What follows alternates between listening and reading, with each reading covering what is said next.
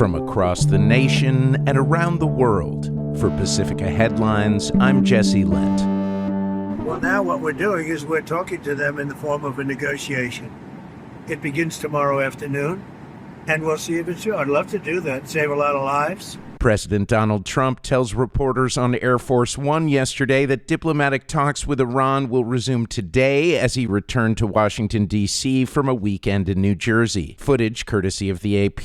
The president, who announced he was halting strikes on Iran on Saturday after 2 weeks of bombing targets within the country, declined to set a deadline for an agreement. According to Reuters, President Trump said he had called off an imminent attack in hopes of quickly reaching a deal to reopen the Strait of Hormuz and resolve the ongoing dispute over Iran's nuclear capabilities. However, speaking this morning in a press conference in Tehran, Iranian Foreign Ministry spokesperson Esmail Baghaei said that no negotiations were taking place today and that his country would not return to the negotiating table until the U.S. suspends all attacks and ends the blockade of Iranian ports and the Strait of Hormuz. Translation courtesy of Al Jazeera. The American blockade on Iran, the American siege, the American attacks are ongoing, and as long as America is violating everything, for sure, we will be affected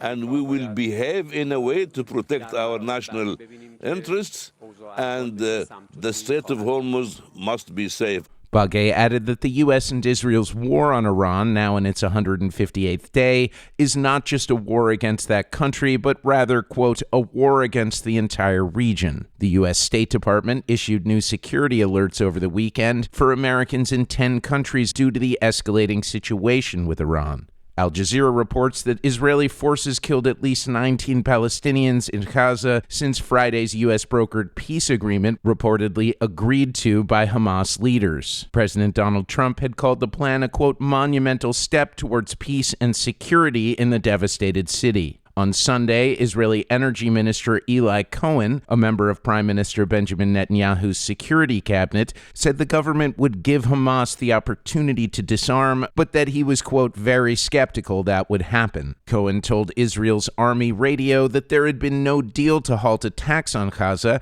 and that he saw a need for Israel, which already controls 70% of the enclave, to take full control of Gaza if Hamas did not disarm. The casualties of Israeli airstrikes yesterday in Gaza included 3 people killed in a residential apartment in Al-Susi Tower in western Gaza City: Abdullah Abu Taif, 33 years old, his pregnant wife, Abir Anan, 29 years old, and their 5-year-old son, Azam, according to medical sources at Al-Shifa Hospital. An attack on an apartment in El Katara, northwest of the city of Khan Yunis, killed 3 members of the Al-Hams family: Father Mahmoud, 38 years old, his wife Fatima, 37, and their young daughter, according to Al Jazeera. Sunday's Israeli strikes at dawn caused the largest daily death toll in weeks in the enclave, according to Palestinian health officials. The BBC is reporting that 2 workers who died in a shopping mall explosion that followed a powerful earthquake in Japan last week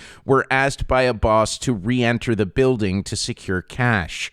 Their employer, general goods store Habita, has apologized for the, quote, loss of 2 precious lives. The 2 were among 38 people who died in the 6.8 magnitude earthquake in Kumamoto Prefecture on Tuesday. One of the 2 workers has been named as 22-year-old Kurumi Otake. Otake's family told local media that she ran into a relative outside the Aeon Mall after the earthquake.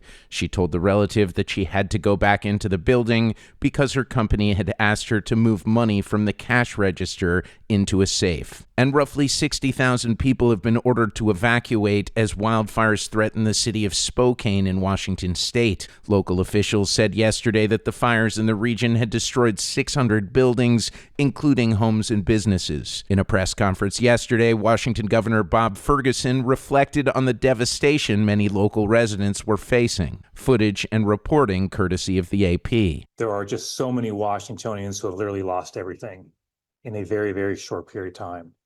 Just in a matter of hours, their lives changed in deeply dramatic and fundamental ways. Those are the latest Pacifica headlines for the Pacifica Network. I'm Jesse Lent.